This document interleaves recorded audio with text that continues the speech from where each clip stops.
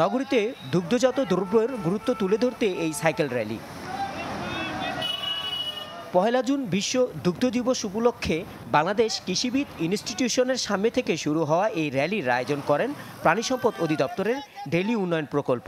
বৈশ্বিক খাদ্য হিসেবে দুধ ও দুগ্ধজাত দ্রব্যের নানান দিক নিয়ে আলোচনায় কৃষিবিদ ইনস্টিটিউশনের অডিটোরিয়ামে জড়ো হন ডেইরি খাত সংশ্লিষ্টরা। এই সময় বিভিন্ন ক্যাটাগরিতে 51 জন দুগ্ধ খামারিকে পুরস্কার দেওয়া হয়। দিনব্যাপী চলে দুগ্ধজাত পণ্য ও চিজসহ নানা খাবারের প্রদর্শনী। দুগ্ধ খাতের উন্নয়নে আরও গবেষণার প্রয়োজন বলে জানান আয়োজকরা। নিজস্ব জাত সংক্রমণের মাধ্যমে আমরা সংকর জাত উৎপাদন করছি দেশে। এর মাধ্যমে দেশে উৎপাদন সক্ষমতা অনেকখানি বেড়েছে। এখন প্রায় দেশের 70% অ্যারাউন্ড আমাদের চাহিদা পূরণ করা সম্ভব হচ্ছে। বাকি অংশটুকু পূরণ করা এবং রপ্তানি বাণিজ্যে প্রবেশ করার জন্য আমাদের বহুমুখী কার্যক্রম চলমান আছে। মেধাবী জাতি গঠনে দুধের গুরুত্ব অপরিসীম বলে মন্তব্য করেন মৎস্য ও প্রাণী সম্পদ মন্ত্রী।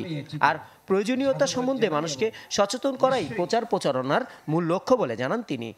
এই আদর্শ খাবারটি খেয়ে যদি একটা জাতি একটা পূর্ণাঙ্গ মেধায় সে আত্মবিকাশ করে, সে বিকশিত হয়, তার সামনে চলার পথ দেখে, তাহলে নিশ্চয়ই আমরা বলতে পারি যে এই খাদ্যটি যথার্থ অর্থেই অপরিহার্য খাদ্য।